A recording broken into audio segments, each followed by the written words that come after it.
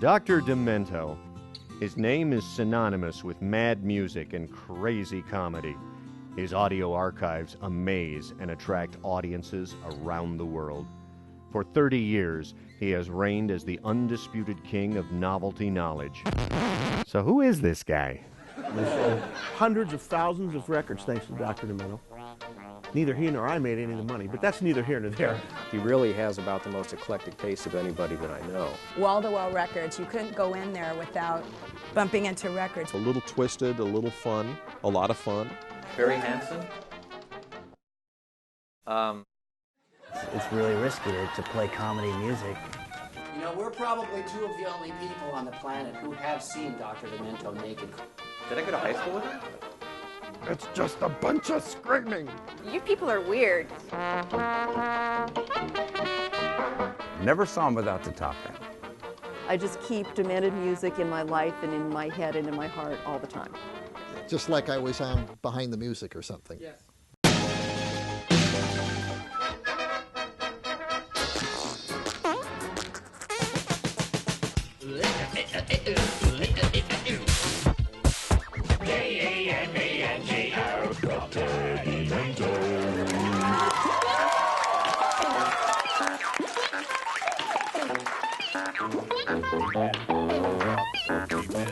Good evening. I'm Dr. Demento. Through the years, we've shared many magical moments together on the radio. Well, the essence of comedy music is novelty. So much of it makes it splash by being something that you hear and it's funny and you want to hear it again, and it just comes out of left field. He was fond of saying that after the meat and potatoes rock and roll on KMET, that his show was the dessert at the end of the week, and I couldn't agree more. Comedy music now seems to be an underground thing. It's almost like rock and roll was in its very early days, something that happened kind of a little bit outside the mainstream of the music business. It's very much like hip-hop was in its early days, again, something that happened very much outside the mainstream. It's a little like the way folk music developed.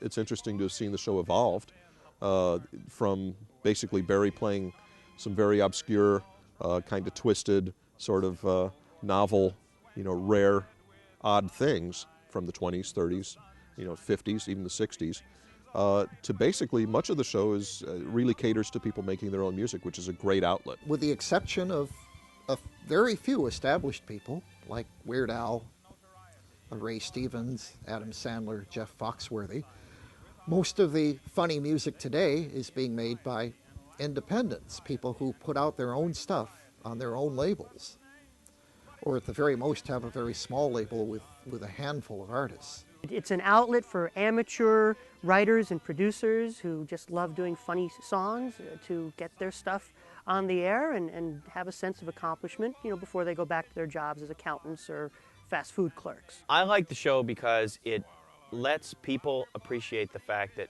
people can do weird stuff and it's okay. The Dr. Demento show is special because it's, basically one of the only places where you can hear that kind of music. I mean, you're not going to hear Spike Jones on your typical AOR station or AAA station or adult contemporary or top 40, if such a format even exists anymore.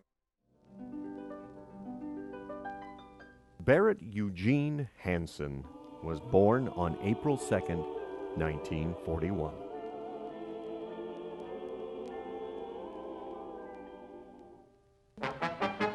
He grew up in Minneapolis, Minnesota. From the age of 4, he astounded family and friends with his deft handling of records, and his favorite toy was the phonograph. Music remained his passion throughout his youth. I grew up and went to high school in Minneapolis, Minnesota. Then I moved on to Reed College in Portland, Oregon, my first trip to the West Coast. And I was there from 59 to 63, graduated with a major in music, meaning classical music. Wrote a thesis about 20th century opera. Back in Minneapolis on break from college, some friends invited Barry to see a new folk performer in town. Several of my high school friends said, "Oh, you got to see this new singer. He's singing at this coffee house here. His name is Bob Dylan." He hadn't written Blowin' in the Wind or any of those yet, but definitely he was somebody far out of the ordinary. When he got back to school in Portland, folk music continued to capture his ear. Portland, Oregon wasn't exactly the center of it, but we had our own folk scene there in Portland, and I collected records and started writing for a fanzine, which was based back in my hometown of Minneapolis. This was in 1960, started writing for the Little Sandy Review, which was, they didn't call them fanzines yet, but that is absolutely what it was. And it was the first publication of any kind that wrote about Bob Dylan. After graduating from Reed, a song by Jan and Dean inspired Barry to head to Southern California for higher education.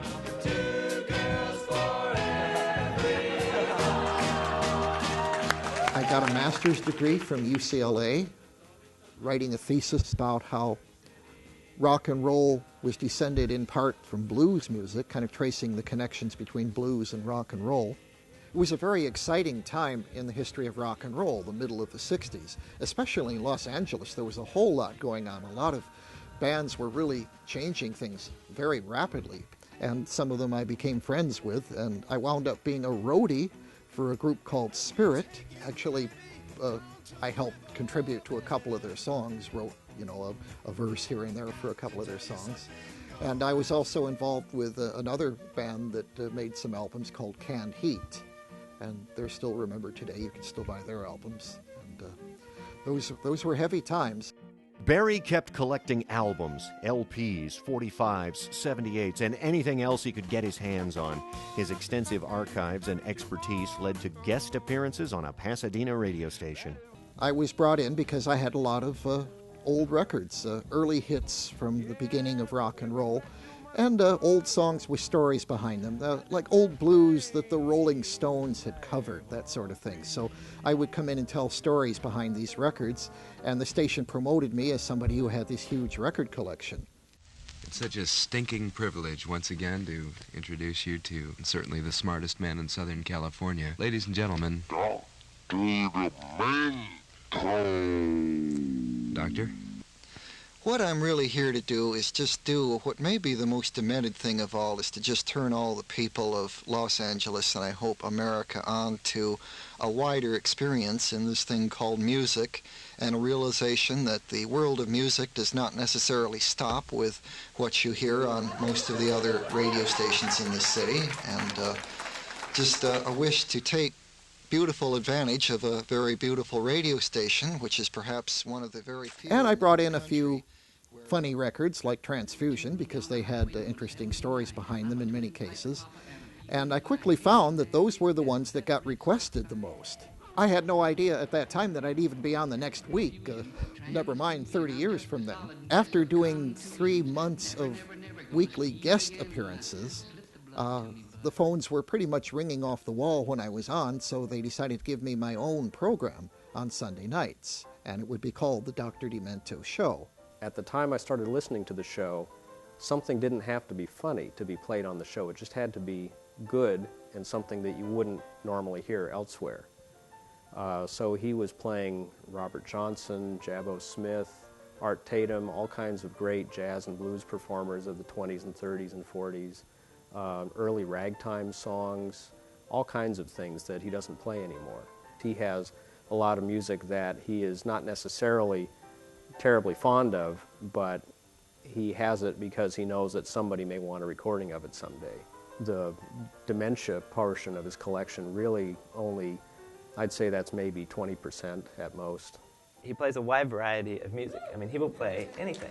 You could hear a song from 1900 followed by a rap song from yesterday, you know. And, you know, he'll play country, he'll play rock and roll, he'll play classical, he'll play anything, you know, as long as it's good. I'm able to do something that's very wide-ranging, and that helps keep my own interest up. In early 1971, KPPC sent Barry to work at its sister station in San Francisco.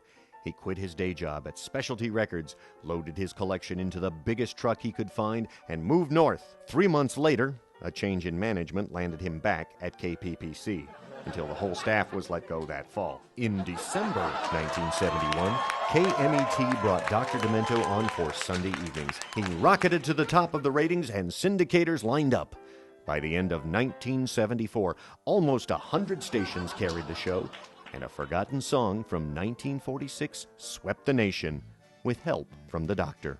I had discovered this old record called Shaving Cream by Benny Bell with Paul Wynn, an old 78 I just found in a thrift store, and like many other old 78s at that time, I played it on the show. While introducing listeners to historical dementia, Barry discovered dozens of new comedy music acts, including a young Alfred Yankovic, who impressed Barry so much that he brought Al and his new band out on the road. There were 6 of us. We had a blue station wagon in 1983 and a U-Haul truck, and we took turns driving everything. Truck full of equipment, you know, snow on the ground. I didn't know. I'm going like 80 and fishtailing on the road in the dark at 3 in the morning after a performance. And Barry's just, oh, you want to slow it down there? And I guess I didn't think about it till later, but it was fun for me. I don't think Barry was very happy with it at the moment. It was around that time that Barry's lifelong love of trains led him to the love of his life. Susan Charles was working for the Union Pacific Railroad when they met. They were married on November 26, 1983.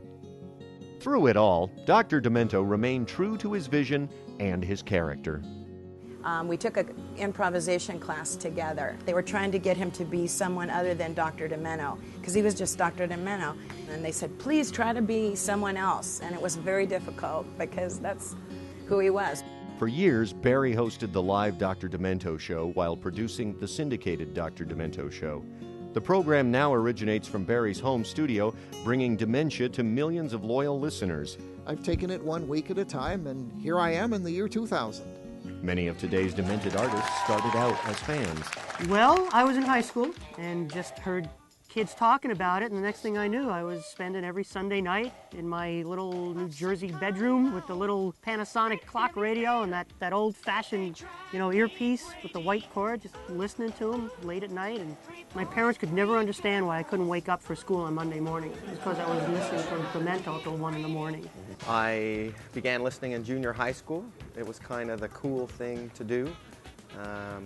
All the kids would listen on Sunday nights, and then we'd get together on Monday and talk about what we'd heard. It's just a ritual. Every Sunday night I was glued to my parents' little alarm clock radio, and I'd make my own little, cassette tape recordings of my favorite songs, and it was great.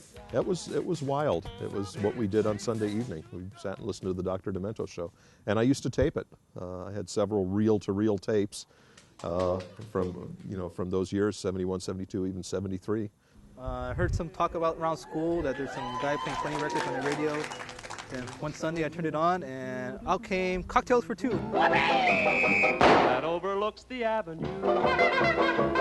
I've been listening to Barry forever. In fact, that's the reason I came to California. I could have gone a few different places to grad school and decided to come out here because I knew that somewhere out here was Dr. Demento. A friend of mine in junior high told me about the show because I had forced him to listen to some Spike Jones recordings on an LP that I had. And he said, hey, you should check out this radio show called Dr. Demento because he plays lots of Spike Jones records. And the first time I listened to it for about 15 minutes, and then I turned it off. I wish I could remember what song it was, because I can't, but all I remember is that it embarrassed me, whatever it was, and I turned off the radio.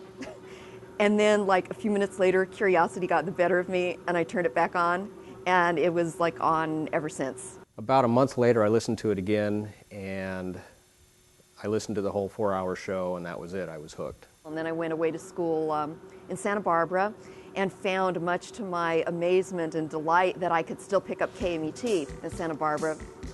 And Sunday night at Top 10 time, we'd all gather in one of the rooms and with our backs against the walls and just like look into the center of the room and watch the radio and listen to Top 10 time, listen to like Spam was really popular then, and it was just really fun. It's been a really fun part of my life. In high school, I would listen to Dr. Demento on the Loop in Chicago, and became a fan and knew a lot of the songs, Fish Heads and Dead Puppies, and a lot of the stuff that was the staple in the early years, and just got to be a big fan, and knew it was a great place if you've got an offbeat song to get played. Wouldn't it be so wonderful if you were to touch yourself? Yes, I'd like to take a photograph of you as you touch yourself. Why bother taking It's so frustrating. Stay home and touch yourself. There's no need for showers, candy or flowers. It's easy to touch yourself. Oh, yeah. Wouldn't it be so wonderful if you were to touch? I think Dr. Demento is the yin to Britney Spears' yang. And Dr. Demento, too. Dr. Demento, basically, he has one rule, and that's that if he likes it, he plays it. And because of that, you get a much wider variety of stuff that a lot of people wouldn't have normally been exposed to. And that's why Dr. Demento is really important. I found that people at a certain point were telling me they were hearing all my stuff on Dr. Demento. And I went through a period where I was mostly involved in the advertising business and was not recording. And Dr. Demento kept my recording career alive. I heard from a listener that, oh, I love your stuff. I hear it on Dr. Demento. Well, I knew Dr. Demento from the radio back in Illinois, you know, and I thought, this is terrific. And then his office called and asked me to come down to the radio station or the office right here in Los Angeles to have an interview with Dr. Demento. So that's how it all started. It's like, it's universal that people love Dr. Demento and love this type of music, but yet, I guess we all know that there's not a huge market. It seems like there should be, but then you try to find it on the radio dial and you can't. People tend to denigrate novelty music and comedy music because I think there's an underlying assumption that, oh, anybody can do that, or, you know, my 5-year-old kid makes fun of lyrics, or, you know, I think comedy in general is not appreciated perhaps as much as, you know, serious works of art, but which is a shame because comedy serves such an important function in civilization and in our culture that it's a shame that that it's kind of relegated to a minor position like that. Nowadays, programmers are just scared to take chances and expose this comedy music, and if it were out there like it used to be, it would reach the masses, and I think it would have so much more appeal. He's one of the few guys that actually just goes ahead and plays it, and then he lets the audience decide for themselves whether they think it's something that they want to listen to again. Well, I think rather than traditional music programming in schools, I think we need to have Dr. Demento-inspired musical education in schools.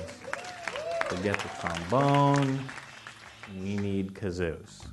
If there wasn't any Dr. Demento, there probably wouldn't be any show like that, and we need a show like that. Mainly, I need the airplay. I have never really solicited listener tapes, but I started playing a couple, and just by pure example, people would send in more. The show is the only one I can think of, a commercial radio broadcast that would actually play unreleased tapes by listeners, that you can send in recordings made at home, and if he deems them worthy, he will play them, and does it quite frequently. In a bedroom in Linwood, California in 1975 or 6, young Alfred Yankovic, hearing my show, heard me play one of these unreleased tapes, and a little light bulb went on in his head, and he thought, I can do that. The very first tape that I sent in was, I guess it was Belvedere Cruising. This was my first big solo effort, just me and the accordion. And some friends of mine, I guess I'd been making stupid songs and playing them for my friends, and they were getting annoyed with me saying, yeah, why don't you send that to Dr. Demento? So I did, and to my amazement, I played that song on KMET. He was not the first by any means, but he was pretty close to the beginning. I couldn't believe what I was hearing when I was listening to the show, and all of a sudden I heard the first few notes on my accordion. I just kind of went crazy. And I continued to send in more and more tapes. That was obviously the beginning of something. Go on Belvedere cruising tonight. Watching past that Porsche on the right. I can take you anywhere in my 1964 Belvedere. Go on Belvedere cruising tonight. Well, all right. Then it just kind of goes on from there. I've gotten better. Thankfully, he did encourage me to send in more, and by the time I graduated from college, I'd already had My Bologna and Another One Rides the Bus out. Even before he knew how to drive, Al Yankovic was sending tapes to the show, including an entry in Doc's contest to find an updated version of his theme song, Pico and Sepulveda. Strangely enough, John Bermuda Schwartz also entered the same contest and did quite a bit better than I did. I think he was the runner-up winner out of everybody, so that was a little bit of synchronicity happening there. John Schwartz had sent me stuff that I had played before Al did. As a frequent contributor, John Schwartz happened to be a guest in the studio on September 14th, 1980. Everyone was supposed to meet at the elevator in the parking structure about 5:45, and then everyone would go up together with the doc. That's when I very first met Weird Al. And probably one of the first things I said to him was, "Oh, I have your My Bologna single, and is your dad Frankie Yankovic?"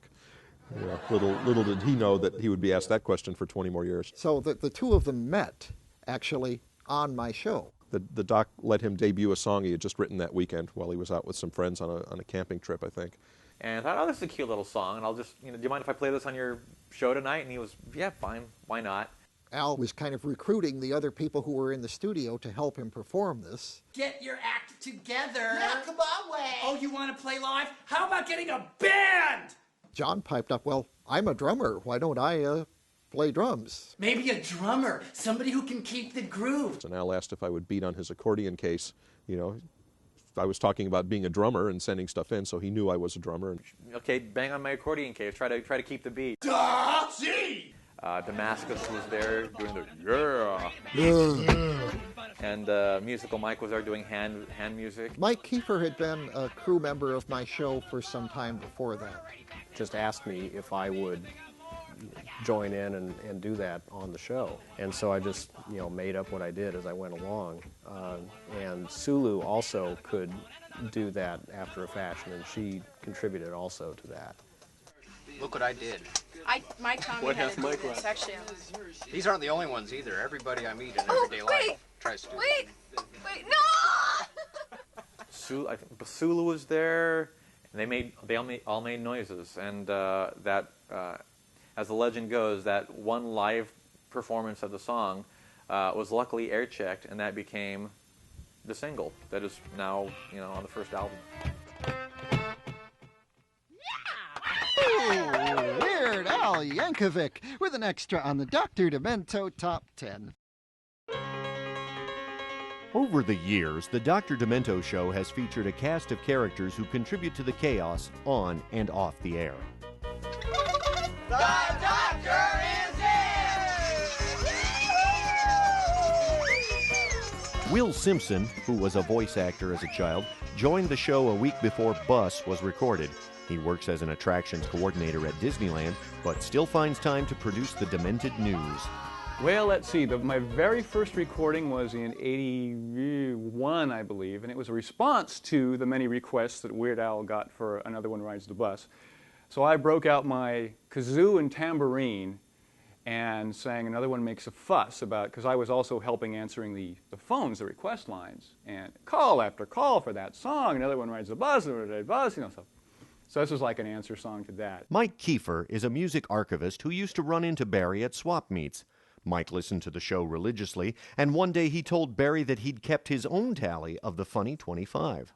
As it turned out, the person who had been doing it for him got transferred by his job to Arizona, and so he asked me if I wanted to do it. And so, of course, I was thrilled at that point. I was 15, and he had asked me to contribute to the show. In addition to keeping track of requests, Kiefer and the rest of the cast helped create the show's party atmosphere. The noise that you heard at the beginning of the show and at the Top 10 time or Funny 5 time, as it later became when it was a 2-hour show, that was just going on at that time. When that finished, most of the people would retire to the phone room. Hello, Dr. Demento Show. Hi, what's your name? That's called Earache My Eye. The phone room was probably about 5 by 4 feet. It was pretty cozy. And some nights we would have as many as 6 or 7 people in there just hanging out. And so it got really cozy. Oh, you people, can't anybody answer the phone? Joan Manners was a broadcasting student who met the cast during a radio interview. She first visited the show as a guest of Robert Hamer. Artie started asking me to come to the show. So I was like a hanger-on. I was like not a real legitimate cast member. I was sort of like I was the girlfriend. This is what they call safe sex. I was like this hanger-on. I was like this Dr. Demento kind of cast member groupie for a long time. Then the day came when the doctor himself invited Joan. Barry called me and asked me if I wanted to be a regular cast member. You know, I'm not here anymore because I'm being brought by somebody. I'm here because I've been invited, and that really meant a lot to me. Very Carey, somebody that I introduced to the show, and I met her through the show. She was somebody who was calling in and just was real witty, and we just started talking. And about 1990, they needed a couple more people to fill spots at the live show, and he asked me to join on, and I did. In real life, Carrie is a web designer, but in Demento's studio, she had another job. I liked going on the show and doing the little noisemakers. Mine was the cow. No one could have the cow but me. It was my noisemaker, and yeah, the one that chip and go, that was mine. So if you ever hear a cow in the early 90s, that was me making that noise. A college girl named Sue Lubin mailed in songs before she joined the cast. At a UCLA event when he was doing a concert, I said, you called me and you told me you had this song called I Love Your Toes and you were going to play it. And he said, yeah, you know what happened is I lost it. It was in my tuxedo pocket. Would you send me another one? So I did, and within a month or so, he played it, and it became #1 on the top 10 at that time. Sue DeBow is now a school teacher, but she hasn't lost her demented side. I love your toes, I love your toes, I love your 10 tiny toes. I love your toes, I love your toes, I love your toes. I feel like an idiot. It's also very rewarding that lots of people are creating new music that seems to be at least in part inspired by the presence of the show. They're making new funny songs in a variety of adventurous ways.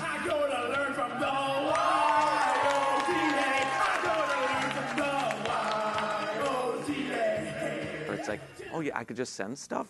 You know, because you know what, there's a mystery to it. It's like, and people to this day say, well, how do you get stuff on Dr. Demento? I said, you send it to him, and then if he likes it, he plays it. I mean, it's like the most fair thing in all of show business. An idea for a funny song comes up, and the first thing that anybody says is, you got to get that to Dr. Demento. So some friend of mine sent a tape to Dr. Demento, and he liked it, and he played it.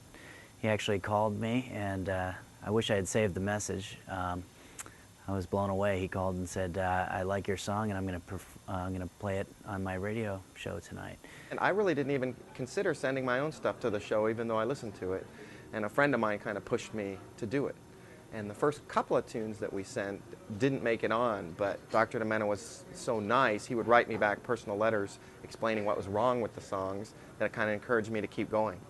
When I first heard of Dr. Demento, I didn't really appreciate the fact that someone like me could ever put a song out and then get it played on his show. You know, it's sort of like you don't really think that you're ever going to get on the show. And once we sent our first song to him and he played it, it was so encouraging, and it just motivated us to keep doing more and to try and top our last project and try and get more stuff on the air. And then you find out you're on the same show with Tiny Tim or Weird Al Yankovic or Stan Freberg. Stan Freberg, yeah. It's just like... Talk about a genius there. It's great that somebody is doing a very weird radio show, playing all these novelty and strange records. I sent him the tape on a Monday, and he played it the following Sunday. And he never called me, and you know, I had no idea, but I was just listening. And he goes, and here's something new from Throwing Toasters. And I just about like fell out of my chair. I was like, oh my gosh. Everything else in show business is way harder than that and way more complicated. This is so simple and easy and fair and right. When I was in my mid-teens, I mean, it just kind of turned my head around to be getting airplay on a national radio show and to be getting attention for it and getting accolades, and got me thinking, well, maybe I can do this for a living. I seriously doubt that I'd ever have given any serious effort into getting a record deal if Dr. Demento hadn't been so supportive way back then. Weird Al Yankovic on the Dr. Demento show, KMET. Would you like to make a record of your own? Oh, sure, yeah. Anybody out there want to put me on vinyl, I'll be more than happy. So who knows, maybe architecture's loss will be music's gain one of these days.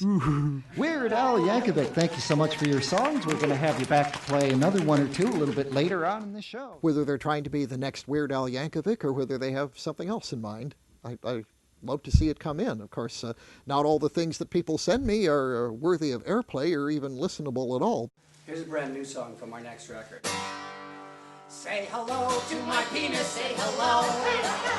If it starts to come between us, please don't go. Don't go. So far nobody has seen us. Do you think there's life on Venus? Say hello to my penis, say hello. Hello, everybody.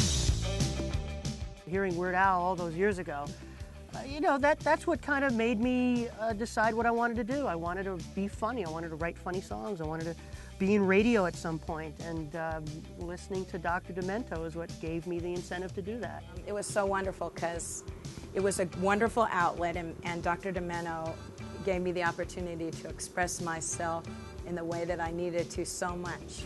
It's great to have an outlet for the alternative and the non-mainstream. That's the best reason. Absolutely. It's always been a really great forum for that, for expression. Can I have a sugar cube? Yes, you can. You've done very well. It does kind of break my heart sometimes when something comes in that's almost good enough, but it just isn't quite there. There were a few things I'm glad he didn't air. He would tell me that he probably would graciously say that maybe the sound quality wasn't quite as good, or try that again, you know. And I kind of took the hint. It's funny because every time I come out with a new album that I'm very, very proud of, he'll play a couple tracks and then he'll play, oh, here's something he released in 1974, a little something called Won't Eat Prunes Again. Like, oh, no, don't play that, please. When you have one of the biggest record collections in the world, storage becomes an issue. This is basically the comedy and nostalgia section here. Oh, here's Ray Stevens, there's a whole lot of him. And Weird Al Yankovic is over here in the Y's, of course. Wall-to-wall records, you couldn't go in there without bumping into records. One day Sarah Purcell came in to film Real People, and she said to me, is there anywhere in this house where there isn't records? And I went to the bathroom and there was a rug that I had given him for Christmas. It was a toe rug full of fungus, because my song was I Love Your Toes, and I said, here's the only thing that's not records. Yeah, I think he had to move out of his old house because the weight of the records actually collapsed a few floors or something like that. 3 o'clock in the morning on December 3rd, we heard this tremendous boom from the front of the house, and to make a long story short, the floor of the record room, the room that's wall-to-wall records, partially collapsed. I didn't lose any records, but I sure had to get a lot of them out there in a hurry. I kept a great many of the records in what had been one of the bedrooms. I finally traced the thumps, after there had been 2 or 3 more of them, to this record room, the front bedroom. And I opened the door and walked into the front bedroom and noticed that I was walking downhill. I had like 250,000, 300,000 records in the house, and I don't think the house was really engineered for that kind of weight load. The center of the floor had sunk about 8 or 10 inches. What had happened was one of the large joists that support the floor had given way due to years of abuse. Yeah, I'd like to say it was under the heavy metal section.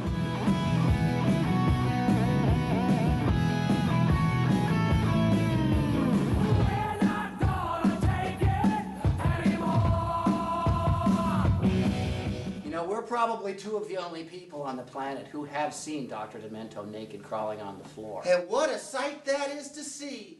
Well, when we first got naked with Dr. Demento... It was like 3 o'clock in the morning. Yeah, we told that story. We were drinking beer. We used the hot tub as an excuse. And that's a true story. He just peeled off his clothes. I always told the doctor, I would say, if what you do does not hurt you and does not hurt me, I have no right to judge you for it.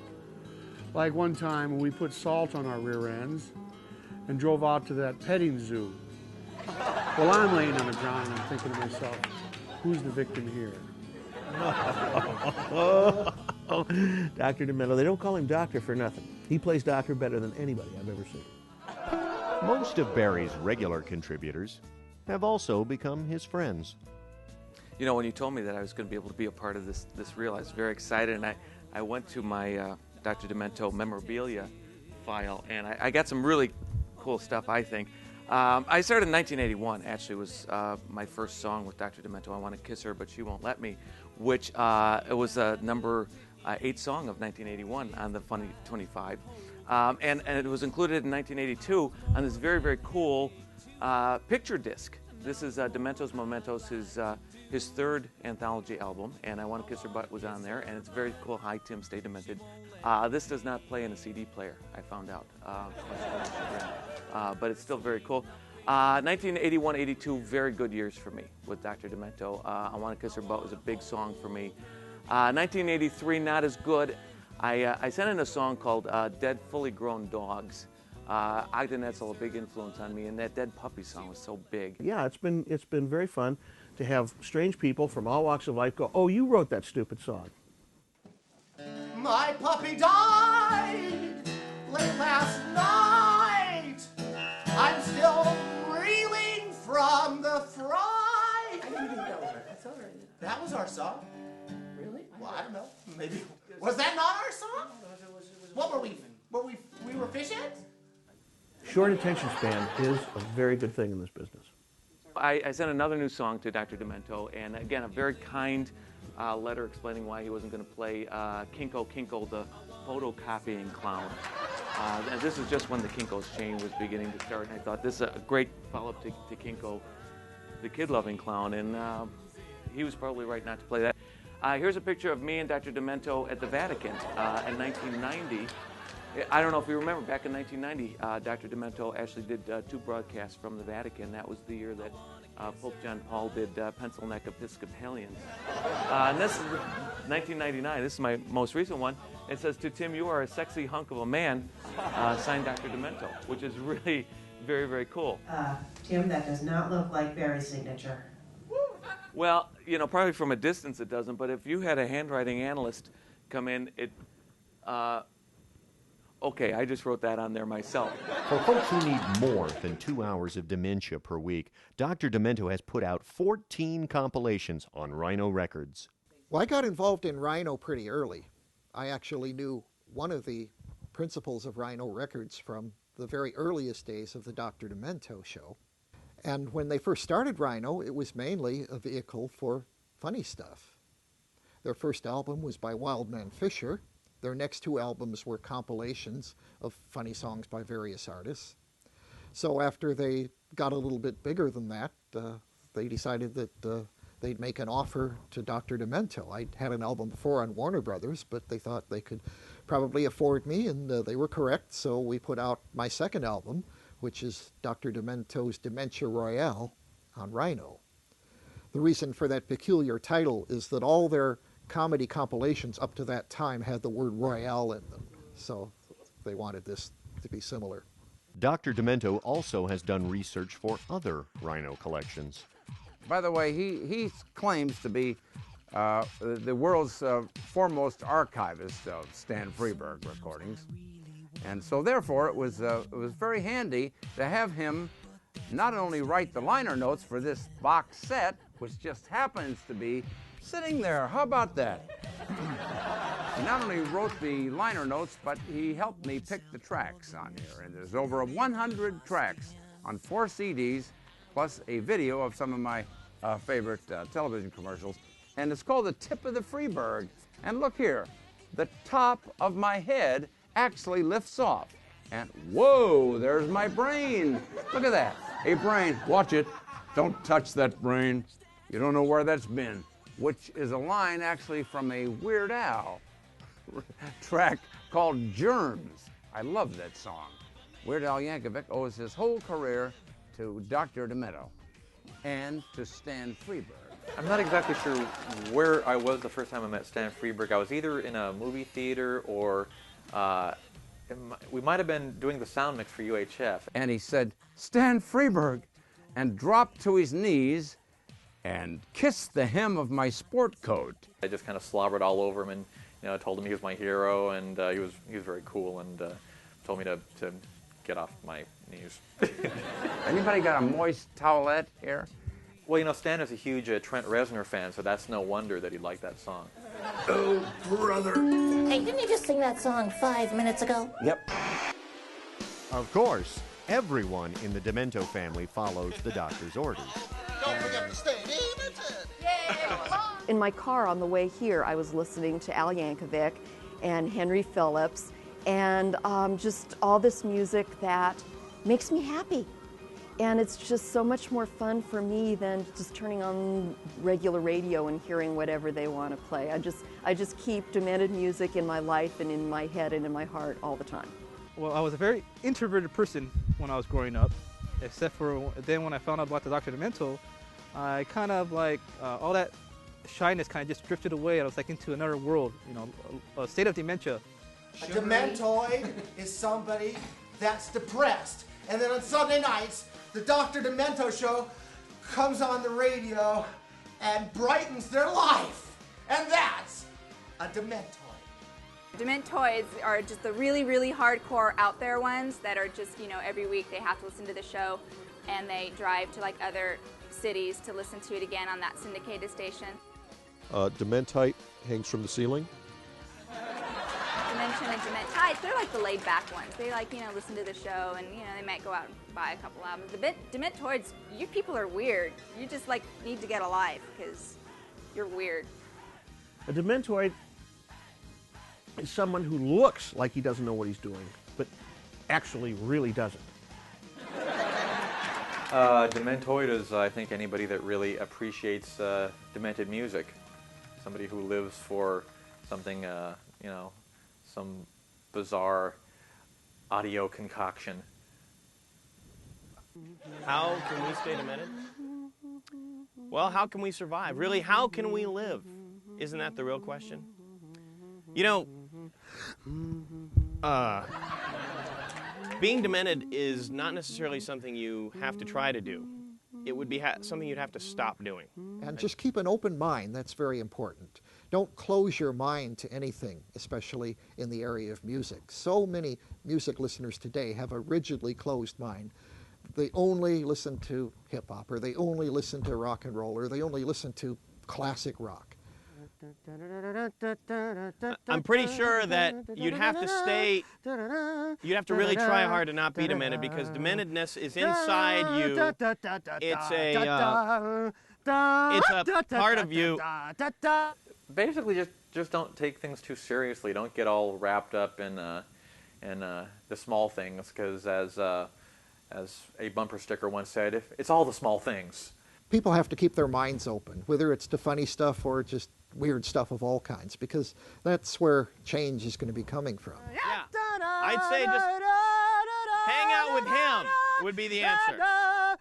More sugar cubes.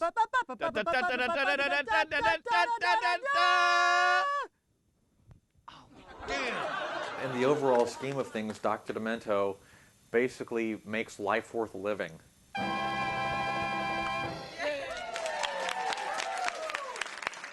Behind the Dementia is brought to you by Cohen Pottery, makers of the ALCON 2000 tile. This is the most beautiful tile I've ever received. ALCON 2000. Ooh. I wonder how much I can get on eBay for this. That is cool. That is very cool. Get yours today. How do you turn it on? ALCON 2000. ALCON 2000. ALCON 2000, and it's mine. It's mine. Wonder Twin powers, activate. Wow! This is going right on my mantle. Available only at ALCON 2000.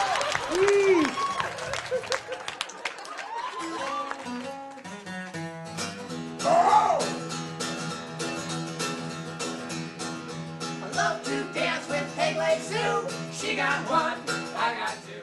I told her she would dance for me. This is painful. I mean, I should be on this thing. Yes. Now let's go over somewhere. Peg Leg Sue, yeah! Enough. We'd like to take this opportunity to inform you that this will be the last time anyone ever sees Barnes. The very last. Barnes. We've decided. The final performance. That's it, to call it quits. It's all over. It's too hard a business. Do you blame us? It's just too rough, and we're gonna quit. A song for Dr. Demento.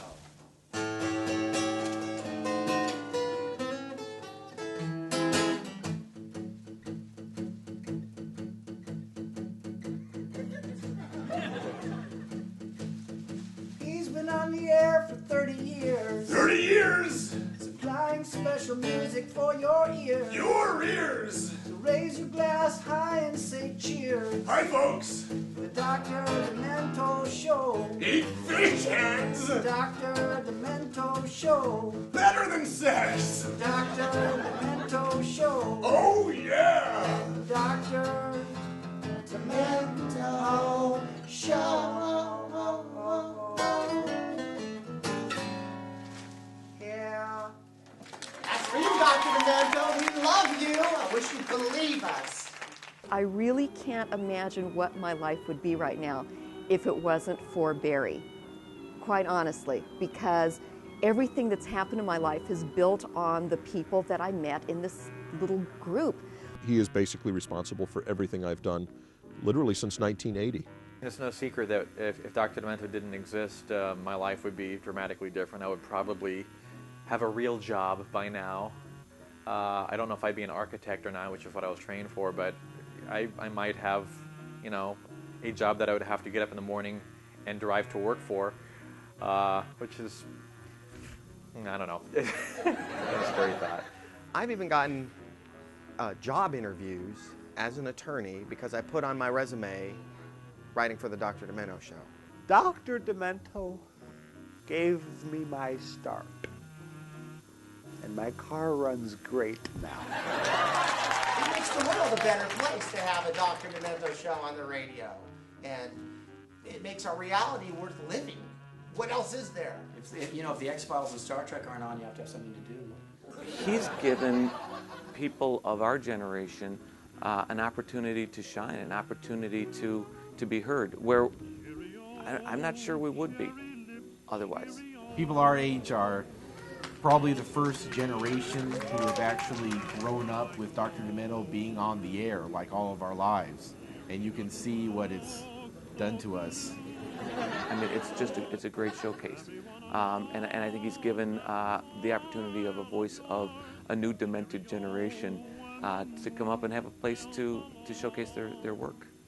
Dr. Demento never sleeps on Sundays because he's so busy with his radio show.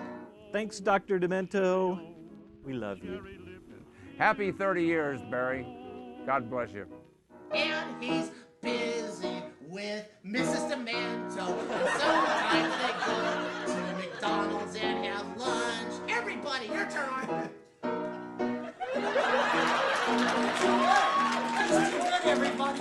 Dr. Demento, all the years that we've known each other and worked together as colleagues in craziness, duo and dementedness, I can't help but remember the two things that you taught me that you can't get through life without: car insurance and underwear. And I don't have one of them. Guess which? Thanks, Doctor.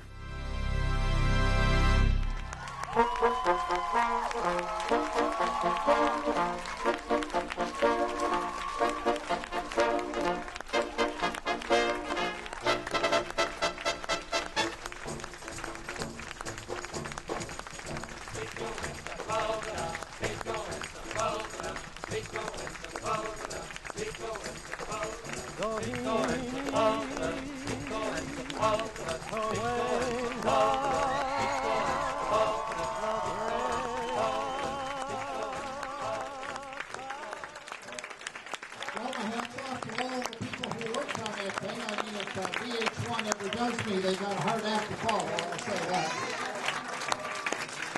Who was the one who interviewed me on my couch?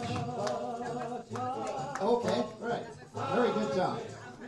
If I may tell the story here behind this, last January, Mike and I went to LA and told Barry that we were interviewing him for a 2-minute segment that we were going to run on Friday before the day he was here at ALCON. He did not know that we interviewed 24 other people in connection with the show in his honor. So Barry, this is our gift to you. for 30 years, and we have tapes for you. And for anyone who wants copies, see us.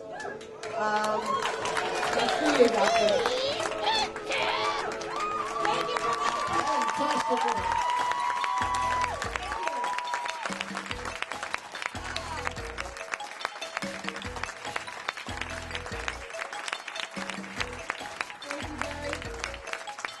Well, if the plane goes down on my way to Columbus for my next stop, I'll die happy.